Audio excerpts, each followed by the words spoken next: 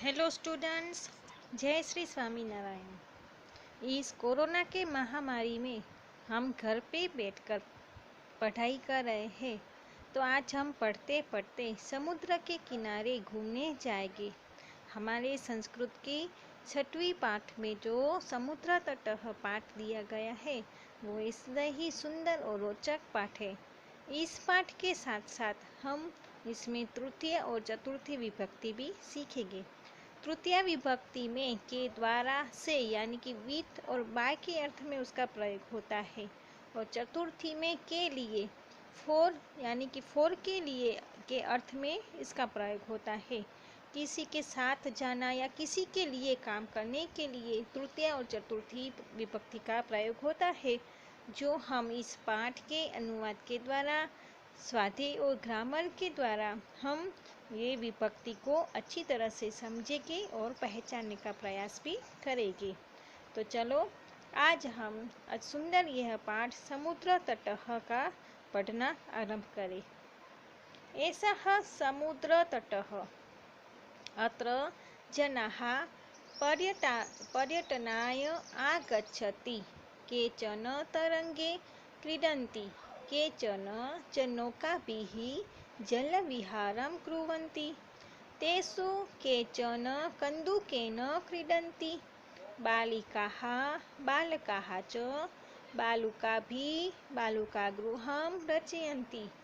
मध्ये मध्ये तरङ्गः बालुकागृहं प्रवाहयन्ति। एषा क्रीडा प्रचलति एव। समुद्रतटाः न केवल पर्यटनस्थानानि, अत्र मत्स्यजीविनः अपि स्वजीविकां चालयन्ति। इस पैराग्राफ में जो बताया गया है कि समुद्र तट में जब हम घूमने जाते हैं तो वहाँ पे कौन सी क्रियाएं होती है। तो चलो इसका अनुवाद करके सीखते हैं।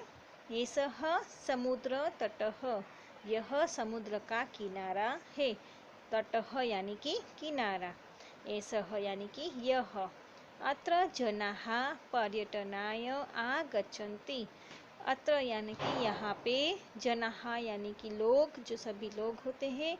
पर्यटनाय यानी कि पर्यटन के लिए, यहाँ पे चतुर्थी विभक्ति का प्रयोग हुआ है। पर्यटनाय अंत में, शब्द के अंत में जब यह का प्रयोग होता है वो सामान्य चतुर्थी विभक्ति का ही प्रयोग होता है।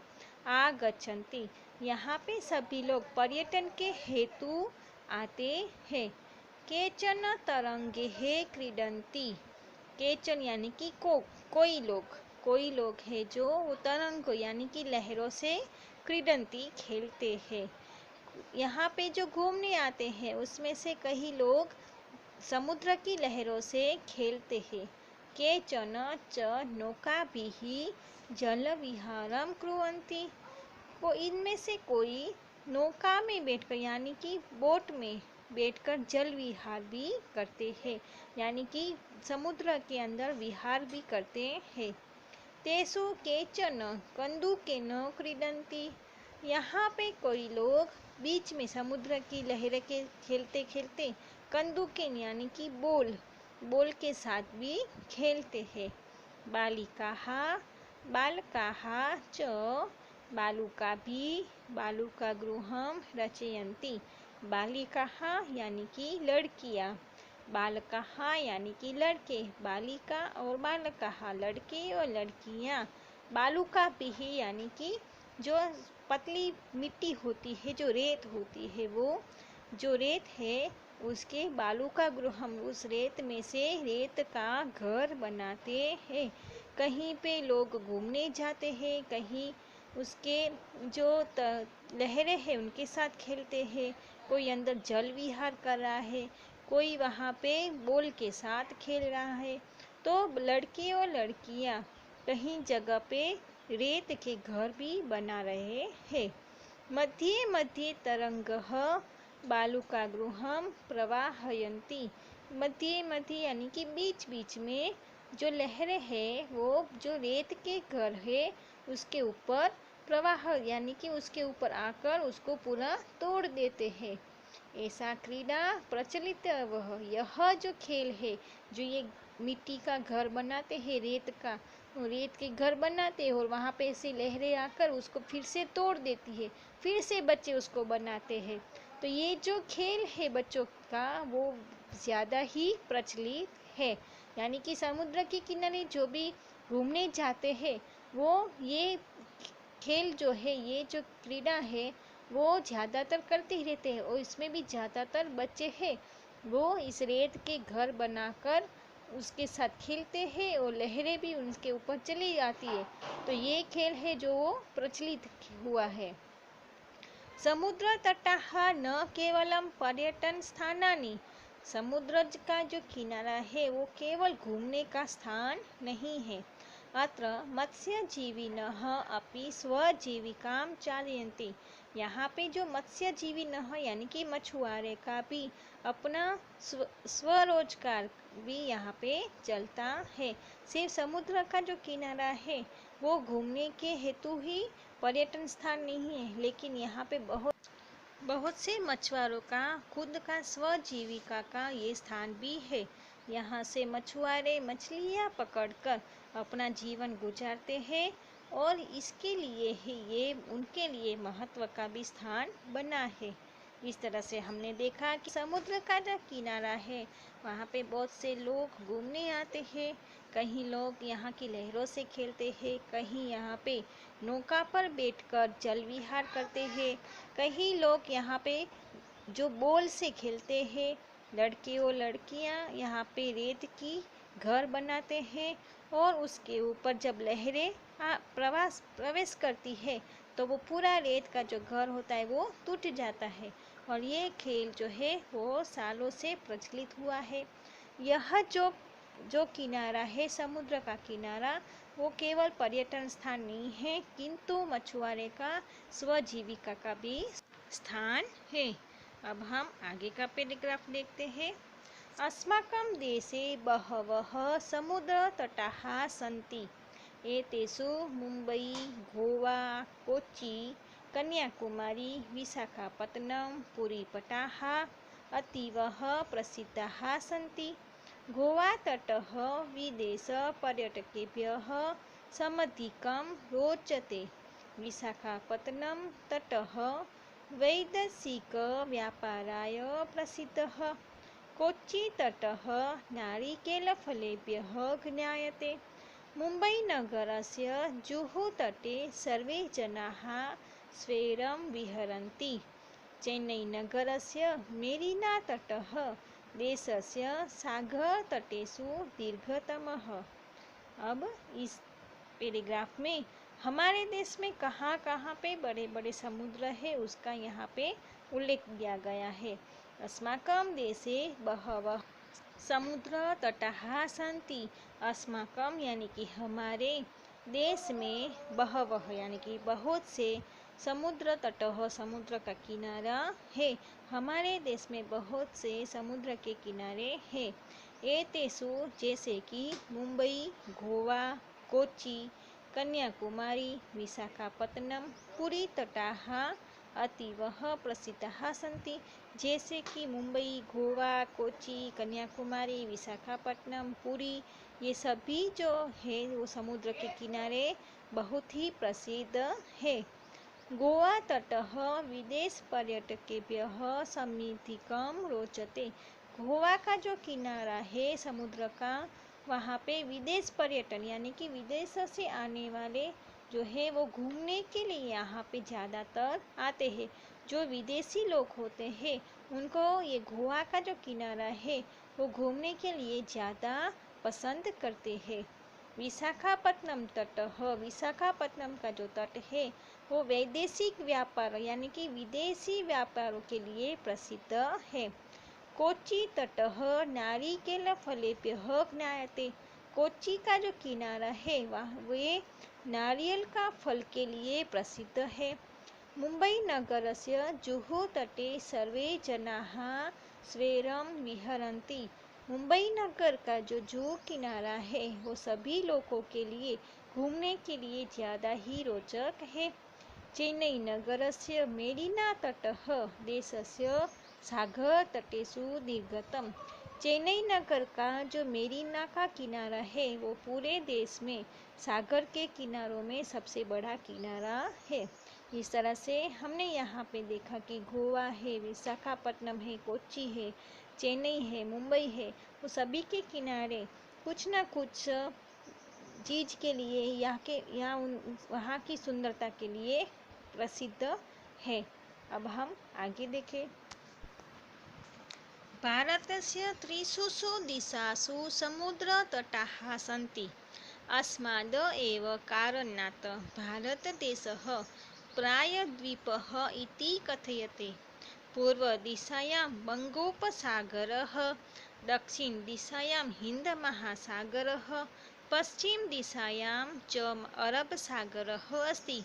एतेषां त्रयाणामपि सागराणां सङ्गमः कन्याकुमारीतटे भवति। अत्रे पूर्णिमायां चन्द्रोदयः सूर्यास्तं च युगपदेव द्रष्टुं शक्यते।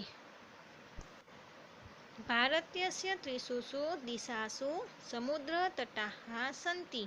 भारत के 3 दिशाओं में समुद्र का किनारा है, यानी कि भारत है वो तीनों दिशा में से समुद्र का किनारा उसके साथ रहा है, यानी कि धारण किया है उसने। अस्माद एव कारणात्, यही कारण के लिए भारत देशः प्रायद्वीपः इति कथयते। प्रायद्वीपः यानी कि 3 तरफ जल से घिरा हुआ धरती जमीन है, यानी कि इसीलिए भारत देश को प्रायद्वीप इस तरह से भी कहा जाता है। जिस 3 जगह से समुद्र यानी कि पानी से घिरा हुआ कोई जमीन होती है उसको प्रायद्वीप कहते हैं। भारत जो है वो 3 दिशाओं से समुद्र का किनारा से घिरा हुआ है, इसीलिए उसको प्रायद्वीप भी कहा जाता है। पूर्व दिशायां बंगोपसागरः, पूर्व दिशा में बंगोपसागर यानी कि जो बंगाल की जो खाड़ी है वह, दक्षिण दिशा में हिंद महासागर और पश्चिम दिशा में अरब सागर है। एतेषां त्रयाणामपि सागराणां संगम कन्याकुमारी तटे भवति। एतेषां ये जो त्रयाणाम, एतेषां यह जो 3 जो सागर है उनकी जो संगम है वो कन्याकुमारी के किनारे होता है, यानी कि बंगोपसागर, हिंद महासागर, अरब सागर की तीनों सागर की जो संगम है वो कन्याकुमारी के किनारे होती है। अत्र पूर्णिमायां चंद्रोदयः सूर्यास्तं च युगपदेव द्रष्टुं शक्यते। जब यहाँ पे एक ही साथ चंद्रोदय और सूर्यास्त हम देख सकते हैं। जो ये कन्याकुमारी के किनारे ये तो 3 सागर का संगम होता है, वहाँ पे एक ही साथ हम चंद्रोदय और सूर्यास्त देख सकते हैं। इस तरह से हम 6वां पाठ समुद्र तट में जो समुद्र के बारे में थोड़ी सी हमें ज्ञात हुआ कि हमारे देश में कई सारे बड़े बड़े समुद्र के किनारे हैं। गोवा में, विशाखापट्टनम में, मुंबई में और कोच्चि में जो बड़े बड़े समुद्र किनारे हैं उसका भी हमने ज्ञान लिया। और साथ में 3 जो हमारे मुख्य सागर है, हिंद महासागर, बंगोपसागर और अरब सागर, वो उनका जो संगम होता है, सागरों का संगम, वो कन्याकुमारी के किनारे होता है, उसके भी हमें ज्ञान प्राप्त हुआ। ये सुंदर सा जो पाठ है वो आपने अच्छी तरह से सीखा होगा और समझा भी होगा। इसके साथ साथ अब हम उसका स्वाध्याय और प्रश्न भी करेंगे। शब्दार्थाः समुद्रतटः, समुद्र का किनारा, पर्यटनाय घूमने के लिए, तरंगे लहरों से के साथ, नौकाओं के द्वारा, जल विहारम जलक्रीड, बालुकाभिः बालुओं से, बालुका गृहम बालू का घर, मध्य मध्य बीच बीच में, प्रवाहंती धो देते हैं, बहा देते हैं, प्रचलती एवं चलती ही रहती है, पर्यटन स्थानानि घूमने की जगह, मत्स्यजीविनः मछुआरे, स्वजीविकाम अपनी जीविका को, चालयन्ति चलाते हैं, अतीवः बहुत अधिक, स्वेरम बेरोक्टो यथेच्छ, विहरन्ति घूमते हैं टहलते हैं, दीर्घतमः सबसे लंबा, प्रायदीपः तीन तरफ जल से घिरा हुआ भाग, संगमः मिलन, युगपदेवः एक ही साथ, द्रष्टुम शक्यते देखा जा सकता है। अब अभ्यास में प्रश्न नंबर 1, उच्चारणम कुरुतः। मेरे आवाज सुनने के बाद आपको भी ये उच्चारण साथ में करना है। तरंगे है, मत्स्य जीवनः, विदेशी पर्यटकेभ्यः, संगमः, त्रिशुषु, वैदेशिक व्यापाराय, प्रायदीपः, बंगोपसागरः, चंद्रोदयः। प्रश्न नंबर 2, अधोलिखितानां प्रश्नानां उत्तरं लिखितः। नीचे दिए गए प्रश्न के उत्तर हमें लिखना है। प्रश्न नंबर 1, जनाः काभिः जलविहारं कुर्वन्ति। जो लोग हैं वो जल विहार किससे करते हैं? तो आंसर में आएगा नौका भी। काभिः की जगह नौका भी लिखना है आंसर में। जनाः नौकाभिः जलविहारं कुर्वन्ति। प्रश्न नंबर 2, भारतस्य दीर्घतमः समुद्रतटः कः? भारत का सबसे बड़ा समुद्र का किनारा कौन सा है? तो चेन्नई नगरस्य मेरिना तटः भारतस्य दीर्घतमः समुद्रतटः चेन्नई नगरस्य मेरिना तटः अस्ति। प्रश्न नंबर 3, जनाः कुत्र स्वेरं विहरन्ति। जनाः यानी कि लोग अपनी मर्जी से कहाँ विहार करते हैं? तो मुंबई नगरस्य जुहू तटे। जनाः मुंबई नगरस्य जुहू तटे स्वेरं विहरन्ति। प्रश्न नंबर 4, बालकाः बालुकाभिः किं रचयन्ति। जो बच्चे हैं वो रेत से क्या बनाते हैं? तो बालुका गृहम। बालकाः बालुकाभिः बालुका गृहम रचयन्ति। उसके बाद वाला प्रश्न, कोच्चि तटः केभ्यं ध्यायते। कोच्चि का जो किनारा है वो किसके लिए प्रसिद्ध है? तो नारिकेल फलेभ्यः। कोच्चि तटः नारिकेल फलेभ्यः ज्ञायते। नारियल के फल के लिए कोच्चि का किनारा सबसे प्रसिद्ध है। इस तरह से ये प्रश्न के उत्तर संस्कृत में ही उसके आंसर हमें नोटबुक में भी लिखने होंगे। उसके बाद प्रश्न नंबर 3, मंजूषातः पदानि चित्वा रिक्तस्थानानि पूरयतः। जो काउंट्स में दिए गए हैं शब्द उनका हमें नीचे दिए गए खाली जगह में उचित शब्द चुनकर लिखना है। सबसे पहला, कन्याकुमारी तटे त्रयाणां सागराणां खाली जगह भवति। तो क्या आएगा? ऊपर से जो हमें शब्द चुनना है तो आएगा संगमः।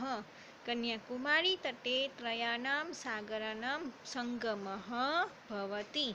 उसके बाद वाली खाली जगह, भारत देशः इति कथयते। किसके नाम से प्रसिद्ध है भारत देश? प्रायद्वीपः।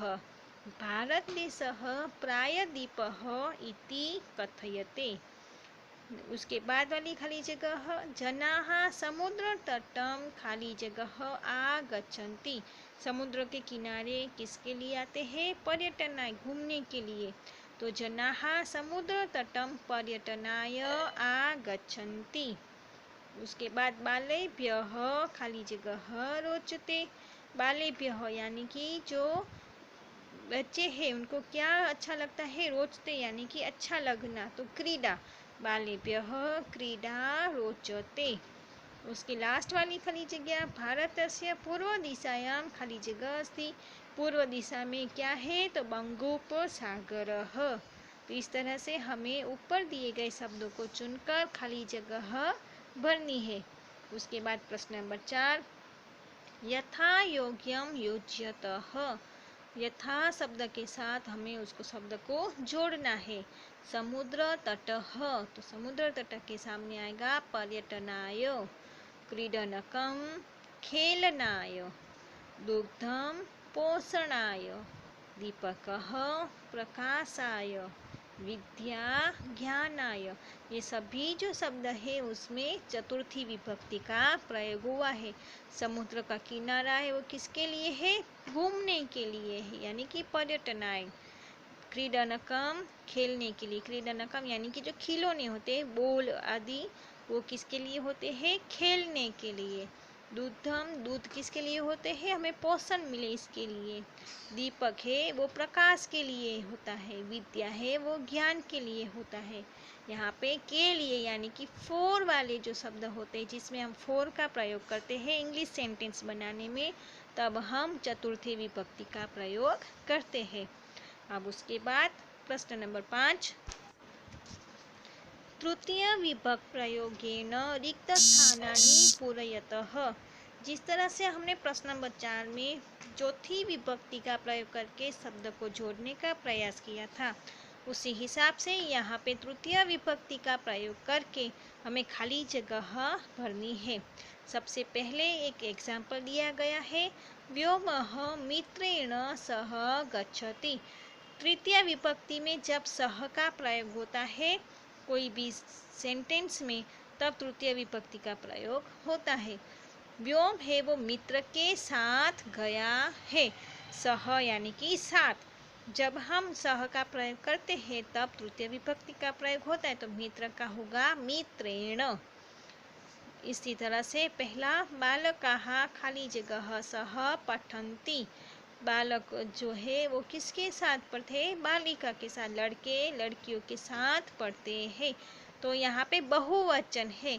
यहाँ पे सबसे पहले एग्जाम्पल में हमने देखा था मित्र जो है एक वचन में था, इसलिए मित्र नहीं हुआ।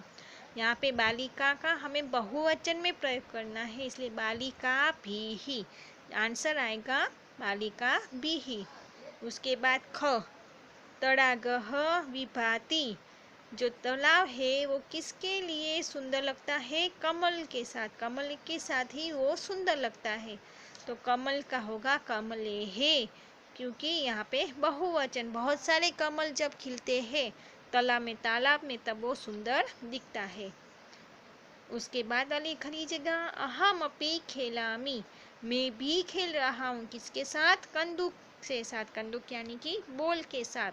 तो आंसर में आएगा कंदूकेन। अहमपि कंदूकेन खेलामि। उसके बाद वाली खाली जगह, अश्वाः खाली जगह सह धावन्ति। यहाँ पे धावन्ति बहुवचन है, इसलिए अश्वे का होगा अश्वेः। उसके बाद मृगाः खाली जगह सह चरन्ति। मृगाः मृगैः सह चरन्ति। तो यहाँ पे इस तरह से हमने बहुवचन में मृगैः, अश्वेः, कमलेः, इस तरह से बालिका भी ही देखा। और एक वचन में एन का प्रयोग होता है, जैसे कि मित्रेण, कंदुकेन। इस तरह से हमने यहाँ पे तृतीय विभक्ति का प्रयोग करना भी सीखा। प्रश्न नंबर 6, अधोलिखितं वृत्तचित्रं पश्यतः।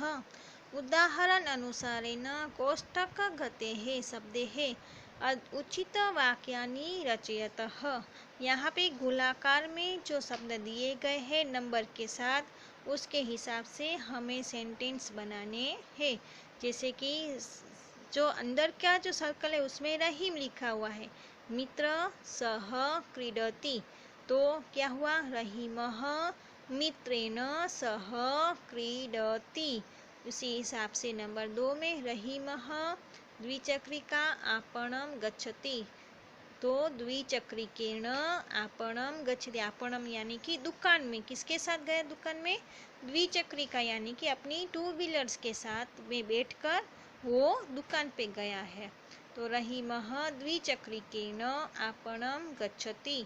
इस तरह से यहाँ पे भी हमें तृतीय विभक्ति का प्रयोग करना है।